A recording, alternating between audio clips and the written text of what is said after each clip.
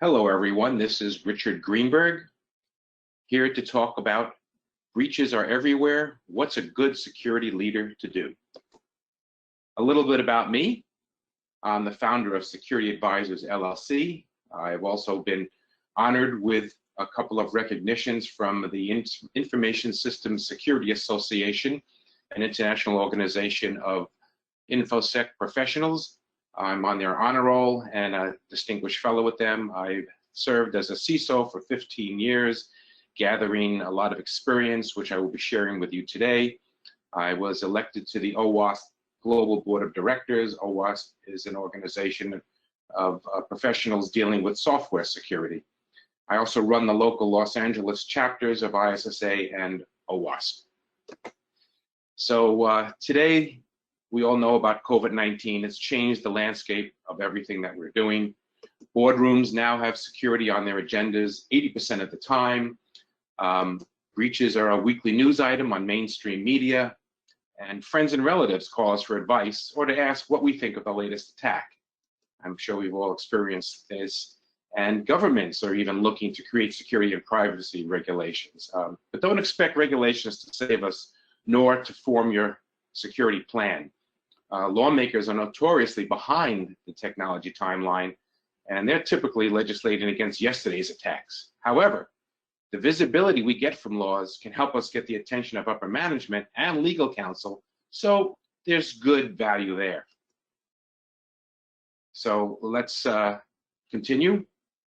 Our data is leaking, right? Breaches are occurring everywhere, seemingly in every company. Phishing attacks are multiplying and are now the preferred method of infiltration. And unfortunately, the average time to identify and contain a breach is 279 days. And unfortunately, it's too often externally found and notified of the breach. So our monitoring has to increase tremendously. How about the life cycle of a malicious attack? From the breach to containment, it takes 314 days. And today's attackers are silent. They just want to get in, exfiltrate your data, and get out. And they try to destroy their footprints. So a lot of companies, and that number is unknown, however, I suspect it's quite high.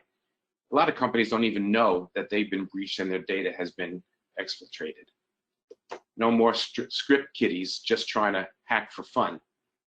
So this means that times are changing. How about you? Are you changing? Every business now is a target. Every medical device is a target. Every car, every refrigerator, even the smart TVs in boardrooms can be a penetration point into a network. And there are documented cases of this. Drones are now being used and can eavesdrop and can be used to get access to data. Do you have a business transformation strategy? I mentioned COVID in the beginning. I'm sure you had to jump into something, but do you have a plan, right? And how about IoT? They're insecure by nature. Any company that's making IoT devices today is not taking security seriously enough, right? So don't deploy them on your network without a good vulnerability assessment and a good security control in place to manage them. Let's talk about data breach costs. The average globally of a data breach is now up to $3.9 million. Yes, that's the average per breach. And the extensive use of IoT has increased that cost by $5 per record. So let's say you have a mega breach of 1 million records, which is quite easy now with the amount of data people hold. You're going to look at a cost of $40 million for that breach. A mega breach of 50 million, and there are unfortunately more and more of those on the radar. There's an average total cost of 350 million for that one.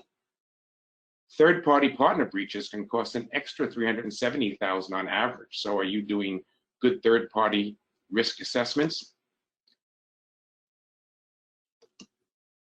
So breaches are increasing, as is the sophistication of the attacks. And all organizations are now targets. I remember a conversation that I had with a CIO many years ago, and it was as follows. Hey, we're not a financial institution. We're not a target. Well, guess what? we all are today, because data is now worth more than credit cards, and people's personal information, and particularly medical records, are worth 10 times what cards are worth today. So what's a good security leader to do? Well, take your show on the road, go on tour, speak at division meetings, speak at general staff meetings, and make sure you have security awareness training for everyone. Do not omit the executive team, because they always want to be excluded, right? They are very busy. They don't want to follow basic rules, and it's going to be a challenge, if it isn't already for you, to make sure that they follow the good security plan that you put in place, particularly the training. Make sure you address your company's vulnerability trends, because every company is different. Don't just look at a template that somebody gives you. Use that as a skeleton and build on it and add your company's culture. How about gamifying your training, right? What I mean by that is, don't just do what I'm doing here with a presentation, right? You guys are all security professionals, but your average person will zone out if you just give PowerPoints. Consider providing incentives and prizes. Pit division against division, group business unit against business unit, award a prize, right? Do phishing simulations. And again, don't forget the executives, because they will fall for it more than the average person. And, you know, how about gift cards or a prime parking spot in the company parking lot with a big sign, security champion, or something along those lines. And train your own team. Remember that, very important. So let's talk about patch management. We've all heard how difficult that can be when you have a large network and a diverse network. But make sure you have processes in place to ensure regular, timely, and enterprise-wide patching, right? Test it first, because you can't trust a patch coming from a vendor all the time. Some of those have been known to damage systems. You've got to be able to roll those back, and a test group is essential if you're going to do that. Make sure you have systems that are representative of all the different types of systems you have in your organization. Make sure you include third-party apps in your patching program. And try to minimize excluding systems from your patching. You will get requests from system owners. Oh no, don't do this because the vendor told us not to patch our systems. Okay, you have to work with them on that, but you want to minimize the amount of systems that are excluded. Okay, of course, it's got to be transparent. Users log in, they should not know anything about patching unless you have a major patch that requires a reboot. And any systems that can't be patched, right? We talked about excluding some, but if there are some, you've got to isolate them, all right? Use VLANs and firewall rules. An example might be a medical system that the vendor says is not certified. If you patch it, and then you'll have to have firewall rules, which, for example, will prevent anyone but systems that need this access from accessing that. That box can't dial out. Applications other than this particular one cannot run on that system. You might have to contact the vendor of these systems directly to discuss how this will work, how you'll do patches. Perhaps you work out a plan with them where they help run the patches. Companies now are much more responsive to demands from InfoSec to get their systems patched. The old days of, no, you can't touch this, are pretty much gone. So there are ways to be successful with this. Also, meet with key players, right? Identify the key stakeholders and decision makers. These are not always just executive board. There are key players who culturally have had an incredibly high value and a large voice in a company. Befriend those, right? How about lunch with key executives? Too often security is buried in the org chart, and so you need to go outside the formal structure and reach out to these leaders. And who are these people?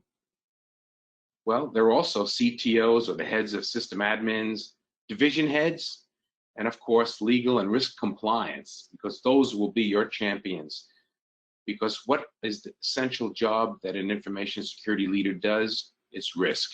So you've got to talk to them, and then you've also got to learn businessese, which is the language that the executives speak. They don't care about the number of breach attempts. They don't care. We'll talk more about that later. You've got to have good configuration management, all right? Ensure that a standard image is created, and make sure you update it and test it on a regular basis, because you will have to update that, and you'll need to update that image as well and test it. And please deploy it even on your system admin systems. Quite often they forget about that, and they're saying, oh, we're separate, we know what we're doing, but everybody is a potential entry point into your network. So please harden all systems, lock them all down, and remove unneeded services. Very important. And you must have a change management process. You can't just make changes. You need to be able to back out. You also need to make sure that you have a good change management board that meets regularly. Make sure this board has key players from application security, if you have that division, from your own security team. Field support and system administration also need to be there, and of course, network management. And let's talk about policies, because I believe that there are issues here that might not be as obvious to some of you, but policies are crucial, right? Every company has to have a top-level information security policy, but here's the difference. Don't include procedures in policies. Policy should be we shall, and the procedures are how you achieve those. So the big issue is this. Policies are hard to make their way through all the approval processes and finally get published, right? But procedures are constantly changing based on technology, based on culture. You know, new information is coming out pretty much weekly on breaches and vulnerabilities, and you might have to come up with new strategies and even new technology on a regular basis. So you don't want to change your policy over and over. Upper management will get really tired of signing off on this. HR often has to get involved. So keep your procedures separate. You can change those procedures, turn on a dime basically, but the policies need to stay there for a while.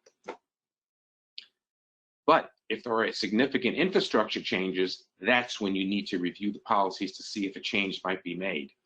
And don't forget, this is not just on security leaders. Human resources needs to get involved and help get all staff to sign an acceptable use policy every year. A good time to do that quite often is when the reviews occur for people's performance evaluations. Have them sign as well. Don't forget about BYOD. Make sure you've got a plan and processes for that. This is too important. Many users want to carry only one device and will find a way to get their data. Right? So make sure you have a good strategy to address this. For example, having a good MDM solution. Let's talk about an often forgotten aspect of security, which is, in my opinion, the most neglected and the most important, right? And that is secure development lifecycle. If you are doing any development at all in your company, there's a good chance it can be dramatically improved, okay? So step one, make sure you have a good relationship with the head of application development. They will be your best friend because they have the ear of upper management, because they are key for the revenue generating area when it comes to applications, okay? Any project that's coming down the pipe must be reviewed by InfoSec, okay? And you've got to be involved from the very beginning of any project. Too important. When applications are being developed, there's a couple of different ways that automation can be built in, and one of them is using a static vulnerability scanner. That lives in the development aspect of the process. The developers will check in their code regularly, and this static analyzer will look at it and see if there are potential vulnerabilities, and even provide good blueprints for how to fix it. There'll be links to websites where, here, use this code instead of this code, or watch out, don't use hardened passwords, for example, in your code. And dynamic scanning scans the compiled code afterwards. That's typically done by the information security team. And that is one of the last gates that an application must pass through before it can go live. However, there are several open source solutions available because these scanners can run up quite a cost. So take a look at those. ZAP is a open source solution developed by OWASP. That's one example. You can also look into runtime application self-protection, which runs all the time as opposed to specific point-in-time scanning. So it depends on your culture too. But ultimately, you want to automate as much as you can, particularly with DevOps and DevSecOps becoming such a commonplace process today. They will need you to automate, or they will leave you in the dust, and then security will not even be bothered with. But also, you must hire a penetration tester because all the automated and technological solutions will not catch a fair amount of vulnerabilities. There are documented cases where people said, hey, we ran our vulnerability scanner, but you need to have somebody actually go in manually and test your code. If the costs are insurmountable to you, then at least identify your critical apps and hire a pen tester for all of those. Or if you want to have your own internal pen testing team, that is fine too. It's just always hard to keep those people trained up to date on the latest vulnerabilities and solutions, and retain them as well because they are in great demand. Work with the head of application development and make sure that all the developers take secure code training. My experience with developers, they want to have their code secure, but the training that they received in college or universities is not up to par when it comes to security. They learn great secrets and techniques and libraries to use. However, they don't learn about the security enough. It's just not there yet. It's improving, but the curriculum of schools needs to be improved. So it's up to us to identify trainers and classes and get your application development team trained to think more about security. They want it. That's, look at it this way. Their creations, their code is their baby, and they want it to look beautiful and be healthy.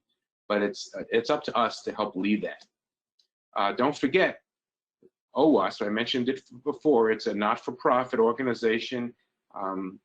There are people internationally that just devote their time to building free research tools and templates and frameworks. An example is the Application Security Verification Standard, ASVS. That's a project that provides a basis for testing web application technical security controls, but it also provides developers with a list of requirements for secure development. So it's a great framework that developers can use. Many of them are not familiar with it. I strongly advise you take a look.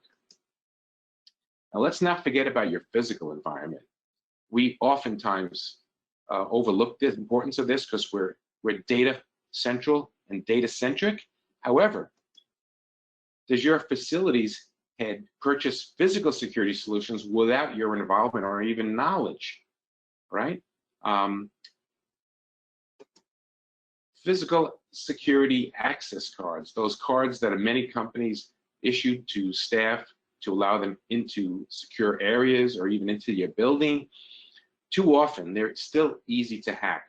Somebody can get a proximity reader easily enough online, walk by somebody with the card and scrape their data and their credentials from that card, go back, make their own card, and now they've got access. And this has been documented over and over. Some organizations have what are called CISOs, Chief Security Officers, and under them quite often is the physical security. But the majority of companies have information security and physical security managed by different people. So it's crucial that you coordinate and work with them, right? For example, do you even know who has access to your data center, or is that managed by your physical security person? Do they manage the locks, the entry keys, the access cards into your data center? You need to be involved with that. And can you look at a log and see who has had access, right? How about when people leave, right? Can they just walk out with anything? Or is there some type of security which checks, hey, you're carrying that PC, do you have authorization to take that out of here, right? Is there a hard drive with all your customers' data on it about to walk out the door? How about the cameras that you have? Are those easy to hack? Remember, those are entry points, and there are many cases where cameras are hacked and people gain access to the network that way. And too often the cameras are managed by facilities management as well. So please make sure that you coordinate at the very least and have a chance to look at what solutions the head of facilities is planning. Monitoring. This just does not get done enough and often enough. Are you able to detect anomalies on your network? That's key to identifying and addressing breaches. Do you even know if you've been compromised? Maybe you have, maybe you haven't. If you're not monitoring regularly, I suspect you are not. Would you be able to detect, for example, some strange outbound traffic to countries that you don't even do business with? Perhaps there are some rules on your firewall you can put down as a result of this monitoring. So you do your monitoring to identify your typical business practices, and then you can identify anomalies, all right? How about user behavior? Can you identify, for example, if someone who has been working 9 to 5, Monday through Friday, all of a sudden on a Saturday goes into the office, they log in, that in itself isn't highly unusual, but if they start downloading hundreds of thousands of records on a Saturday, that should be a red flag, and you should have some way to identify that. How about if 50 users all had their accounts locked after an unsuccessful login? I'm sure your help desk gets lots of tickets. I think the majority of them are people having trouble logging in. But do you ever do that second level of review to see if there's a bunch of people having the same problem at the same time, which could indicate an attack? How about managed service providers? These can be really good for many companies. However, sometimes they're good and sometimes they're not. I've had discussions with my peers over the years, and I recall conversations where some say, man, this MSSP saved us. They identified this hack and we shut down the entry point, and it was great. And I've had other conversations with other peers who have said, we found issues before they even notified us, so why are we paying all this money? Because they're not cheap. However, they can alleviate a lot of the burden on your team. So see if that's right for you. It may or may not, but it definitely, monitoring should be on your radar, okay? Now, reporting that can come from a variety of sources is really important, okay? When you get your reports, first of all, from your standard systems, such as your network vulnerability scans, you must develop and implement a remediation plan. You can't just take the report and say, hey, look, let's check a box, we did it. You've got to seal up those leaks that you have, and you would inevitably have them because they're not of your doing. They're the vendors that develop applications that are written by human beings, which means that other human beings can find ways in. So this is a constant cat and mouse game. So you need to continuously scan and remediate vulnerabilities. How about comparing reports from the variety of tools that you have? We all have patch management solutions, or we should. We all scan for vulnerabilities, and we all have the anti-malware or endpoint protection solutions. Well, have you ever thought of comparing the report for all three? You will guaranteed find that there are systems whose agents have not been all properly installed and all don't have patches. I can speak from experience about this, where we, for example, did a discovery scan using a network vulnerability tool, found all the systems touching our network. We then looked in our endpoint protection management console and said, my goodness, why are these handful of systems not in that management console? That means that their agent wasn't properly installed, so we have systems that are not properly protected. Ran the exception report, generated a ticket, and got those updated and patched immediately, because there's your backdoor into your network. So don't just assume that you've got solutions in place and they're all installed. Trust but verify, okay? Very important. So take a look at these and you can compare a variety of reports that you have based on what tools you have to see if things are being deployed correctly. And this can happen with your patch management agents as well, where they're not properly installed. This could be a network issue. Somebody could have turned their system off. So please follow up with this and follow up on all remediation efforts. Once you remediate, you still have an obligation to rescan and review the reports again, because you want to make sure that what you deployed or what the system admins deployed actually worked. Now, let's talk about access management.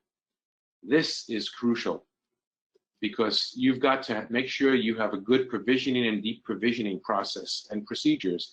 And the only people that can help ensure that this happens is HR. Once again, we have to team up with HR.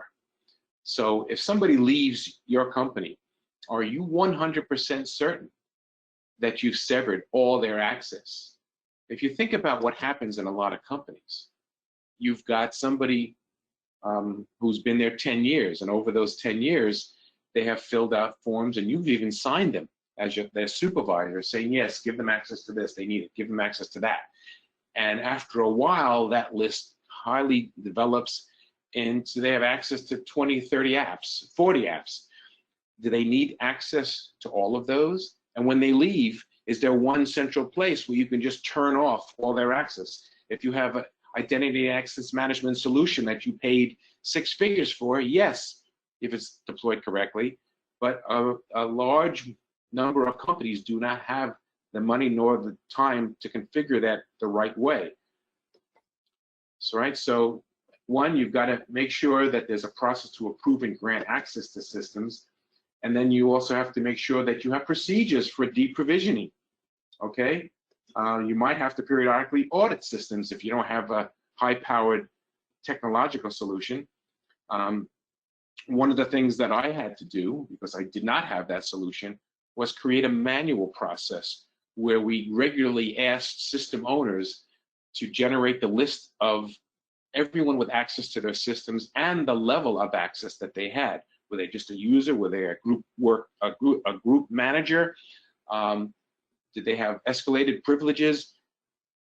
Then I would compare that list and make sure that the people in the different divisions approved who had that access. So a periodic audit helped identify people who have either changed roles and no longer needed access, people whose roles have changed where they were no longer in need of the excess level of access, and we would remove those people from access to the system to help keep that list from growing out of control, and for when people left, forgetting about and leaving access in. So someone's from home didn't have a backdoor into a system that they never should have any longer. Multi-factor authentication has been in a lot of discussions over the past couple of years, and I think it's something that you should be looking at if you haven't already. It's got to be in place for every admin access that you have throughout your network, and particularly for access to any mission-critical system, because password hacking is just too prevalent, it's too easy today, so you need that second factor. As a matter of fact, you might even consider multi-factor authentication for everything. All right, that should be your goal. It could take a little time to get there, but at least your critical systems and all admins must have MFA. And don't forget to have a little chat with your admins.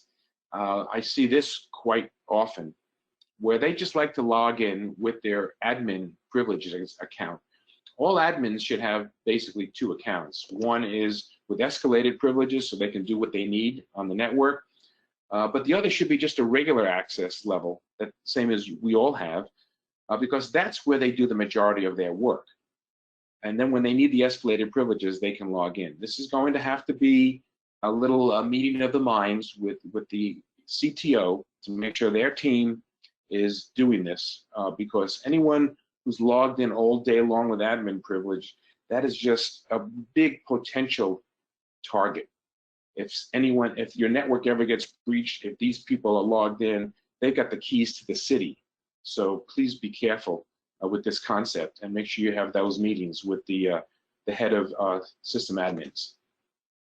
Did I mention patch? You know I did. But how about we think of patching as super important?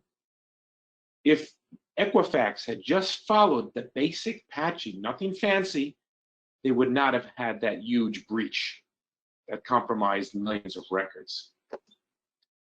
Keeping up to date with patching, in my opinion, can mitigate 75% of all risks that we encounter with security. We remember WannaCry and the ransomware attack. That would not have happened if the systems were patched. And we're not talking about a patch that just came out a week ago. These were patches that had been out for months and months. So I can't stress enough patching. As a matter of fact, that's #1 on my list, and it should be #1 on your list of security controls moving forward. Incident response is becoming more and more important because we're finding out that most systems are now getting penetrated due to the wide variety of ways and new technologies that are introduced prematurely. So we must be able to minimize the damage. So step 1, create and test an incident response plan. I see the creation of the response plans being made in a lot of organizations, but when I ask them, are you testing your plan? They go, well, no, that's on our agenda. We need to do that. You definitely need to do that, and that's what's often missing. Make that a high priority. So identify the threats to your organization, your geographic location, and also based on your culture, because they will be different from company to company, from industry to industry. You must build a really good team, an incident response team. And it's not just security, it's not just the system admins. You need legal, public relations, and finance, because part of the incident response team is responding if you have a breach, and you should never be the one speaking to the press or to anyone. So that's got to be PR and legal teaming up, and finance, of course, needs to know what's going on, because this could lead towards huge stockholder issues if you're a publicly traded company, or if you're a company that has to be in compliance. Keep important stakeholders informed early and regularly anytime there's an incident that might deem the involvement of upper management. Don't take this all upon yourself. Did you know that if you have an incident response team, it will reduce the cost on average of a breach of $360,000? And that's based on a Ponyman report from 2019. Encryption. Many of us feel that we encrypt and we're in good shape, but are you encrypting everything and everywhere, both at rest and in transit? Most of us encrypt in transit. We take that for granted, but there's a few caveats about that. But are you also encrypting at rest? Because even if you're breached, if data is encrypted, you have another layer of security right there waiting. And please, if you do development, or if you have system admins who fancy themselves very clever, please don't let anyone in your organization create your own encryption algorithms. There are accepted algorithms out there that have been tested and that have been developed over many, many years. And those are the ones that you want to be using. An example is AES in the United States. The US government has made that the encryption standard. Don't forget about key management. I've actually seen systems at companies where both their keys and their data are on the same server. Or what's wrong with this picture? So make sure you have a good key management process. There's lots of data on the internet to find out about that, or you can ask your peers at at a variety of events or networking groups, what they do for key management. You should consider rotating your keys and keep them in a separate place that is secure. And please, getting back to encryption in transit, don't use insecure protocols like SSL. You might not be aware that you should be using a minimum TLS 1.2. 1.3 is out and is more secure, but companies are still in the process of migrating. Telnet passes data unencrypted, a great way for a hack to occur. Extensive use of encryption, by the way, also another result from the Ponyman report, can reduce the average cost of a data breach by $360,000. So there's good reasons besides the obvious to go with this. Let's talk about disaster recovery. All right, make sure that you're collaborating with the key business stakeholders for all your systems as you're trying to build your discovery and your recovery plan. So make sure that you identify acceptable downtime, and that will vary from application to application. That's known as the RTO, or the recovery time objective. Make sure you identify the acceptable loss of data, or the recovery point objective for each system. But first of all, meet with executive teams and business owners and identify all the mission critical systems. You then must align your strategies with your business continuity plan. And sometimes that will involve manual processes. If you're attacked and your electronic systems are down, business must go on. You might have a help desk staff and people in the field start reverting to manual gathering of data.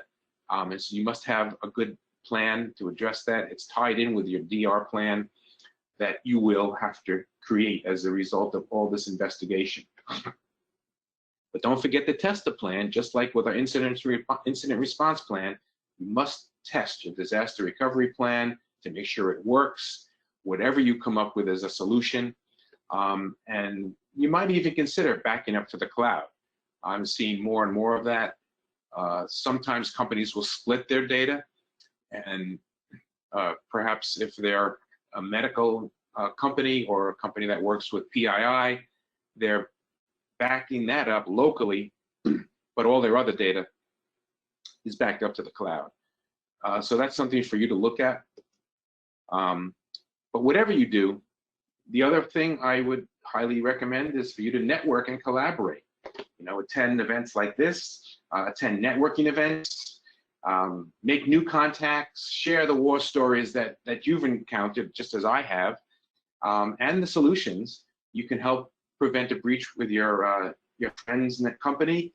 In the United States, we've got the FBI CyberWatch and InfraGard. These are organizations that work with government to help prevent breaches and to respond. As I mentioned earlier, I run the local chapters of ISA and OWASP. These are not-for-profit organizations of security professionals. I highly recommend you look into these and others wherever you are. And if there's nothing locally where you are, you could form your own group. Look for meetups. There are lots of meetups out there today. Keep learning. And this goes for everything about your existence on this planet, not just InfoSec, but we should always keep learning and prepare ourselves for whatever life will bring us. There are many different alerts you can subscribe to find out about the latest trends, attacks, and techniques. There are webcasts on a regular basis. There are security leaders who have some great blogs where they're sharing information, as well as podcasts, classes and books. And what I do each morning, I look in my LinkedIn and my Twitter feeds and see who's sharing something that's new and useful. Some people go to CNN to start their day. I go to LinkedIn and Twitter because people are sharing links on a regular basis. And not only can I see what's in the standard news, but I see what InfoSec experts are sharing, and there's a difference. I'll get more valuable information there. But please also help prepare the next generation of security leaders, because we know that there is not enough people out there to address the issues that I've been talking about today.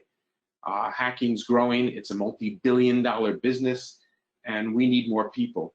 And we certainly need more diversity. We need more minorities. We need more women.